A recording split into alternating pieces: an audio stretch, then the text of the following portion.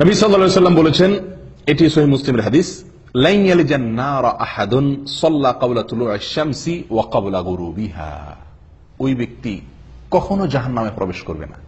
কিছু লোক আছে না ভাই, জাহান্নামে যাবে, ইমানদার যেহেতু, জাহান্নামের শাস্তি ভোগ করার পরে সে কোথায় আসবে? জান্নাতে আসবে। না, এরকম না। একবারে প্রথম চান্সে আপনি জান্নাতে যেতে পারবেন, ফার্স্ট চান্সে আপনি জান্নাতে যেতে পারবেন। জাহান্নামে যে সেখান থেকে এসে জান্নাতে ঢোকা লাগবে না।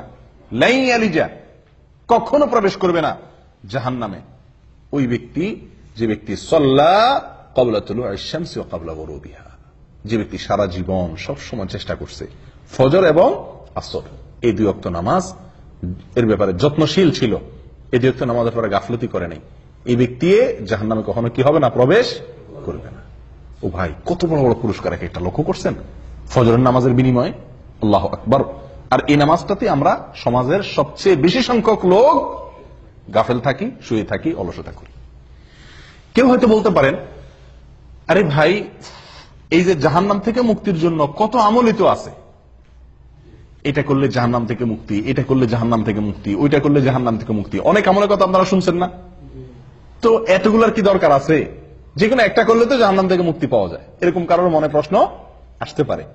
তাদেরকে বলবো, ভাই, দুনিয়ার কোন আদালতে আপনি যদি আসামি হয়ে যান, তাহলে আসামির খাতা থেকে নাম কাটানোর জন্য আপনি কতগুলো পথ ধরেন? যত পথ আছে সবগুলা পথ ধরেন না? পয়সা রেডি রাখেন, যদি লাগে পয়সা দিয়া মামলা ডিসমিস করাইতে হবে। রাজনৈতিক কোন লিঙ্ক যদি থাকে, কাউকে দিয়ে হেলো করায় যদি ছাড়া পাওয়ার সুযোগ থাকে, তাহলে লিঙ্ক কোথায় কোথায় আছে সেগুলো খুঁজেন, কি খুঁজেন না। এরপরে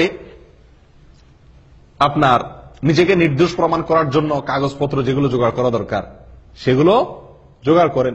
এত কিছুর পরেও আবার যদি জেলে যাওয়া লাগে, তাহলে সংসার ব্যবসা বাণিজ্য কেমনে চলবে সেই ব্যবস্থাও রাখেন। অর্থাৎ আপনার সাধ্যে যতগুলো ওয়ে আছে সকল ওয়ে আপনি অবলম্বন করেন, উদ্দেশ্য যেন মামলাটা ডিসমিস করানো যায় দুনিয়ার আদালতে। ঠিক না বেঠিক? ও ভাই, আখিরাতের আদালতে কোন মামুখালু চলবে না, ঘুষ ঘাস চলবে না, হায় হ্যালো চলবে না। সেই জায়গাতে মুক্তির জন্য, সেই জায়গায় মুক্তি তো চিরকালের জন্য মুক্তি, সেই জায়গায় ধরা তো চিরকালের জন্য ধরা, তারপরে আর কোন কোর্ট নাই, আদালত নাই। তাহলে সেখান থেকে মুক্তির জন্য একজন ইমানদার মানুষ যেই আমল শুনবে যে এই আমল করলে জাহান্নাম থেকে বাঁচা যাবে, খপ করে সেই ওই আমলটাকে ধরবে। ঠিক না বেঠিক?